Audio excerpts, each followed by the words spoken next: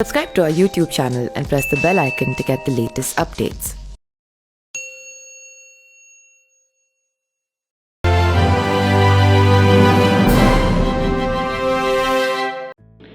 नमस्कार, मेरा नाम पिंटू सिंह यादव है और आप देखना शुरू कर चुके हैं न्यूज़ लाइव। दोस्तों, जिस तरीके से भोजपुरी इंडस्ट्री के पावर स्टार पवन सिंह जो हैं वो अब दावा ठोकने लगे हैं कि किसी हाल में जो है 2024 का लोकसभा चुनाव लड़ेंगे और उनका जो प्रमुख जगह जो है, जो कंस्टिट्यूएंसी है, वो आरा लोकसभा सीट को लेकर मान रहे हैं। और उनका ये भी मानना है कि पिछले बार उनका टिकट मिलते मिलते कट गया था। हालांकि वो किसी हाल में इस बार चुनाव लड़ेंगे। अगर भारतीय जनता पार्टी टिकट नहीं देती है तो किसी और पार्टी के साथ वो मिलकर चुनाव लड़ सकते हैं। तो आज मैं एक पर्टिकुलर स्पेसिफिक आरा लोकसभा सीट को लेकर बात करूंगा कि अगर मान लीजिए पवन सिंह को भारतीय जनता पार्टी टिकट नहीं देती है और वो किसी और पार्टी में, यानी कि तेज प्रताप यादव से जिस तरीके से उनकी नजदीकियां हैं, भोजपुरी के सुपरस्टार हैं, तो आरजेडी भी इसका फायदा उठाना चाहेगी। ऊपर से पवन सिंह जो हैं वो कहीं ना कहीं राजपूत जाति से आते हैं, तो बिहार के वोटरों को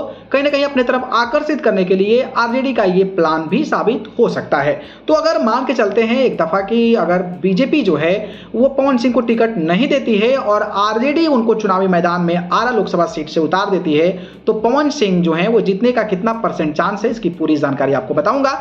लेकिन इससे पहले मैं आपको 2 लोकसभा सीटों की जो चीजें है वो बता देता हूं। 2024 का जो जनरल इलेक्शन हुआ था उसमें राजकुमार सिंह यानी कि आर के सिंह जीते थे। उनको 3,91,000 वोट मिला था, जबकि आरजेडी से श्री भगवान सिंह कुशवाहा खड़े हुए थे, 2,55,000 वोट मिला था। और सीपीआई-एमएल के राजू यादव अलग से चुनाव लड़े थे। इसके अलावा जेडीयू जो है वो अलग चुनाव लड़ी थी।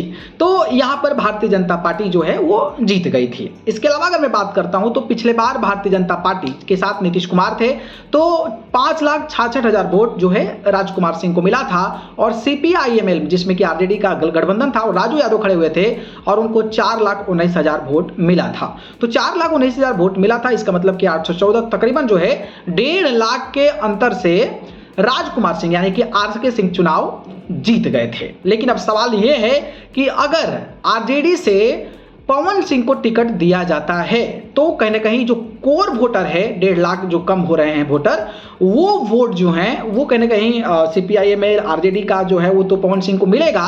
भोजपुरी सुपरस्टार के नाम पर अगर उनके वोट में इजाफा होता है और राजपूत जो वोटर्स हैं अगर उनके तरफ आकर्षित हो जाते हैं, तो आरा की लड़ाई जो है वो काफी ज्यादा दिलचस्प हो सकती है।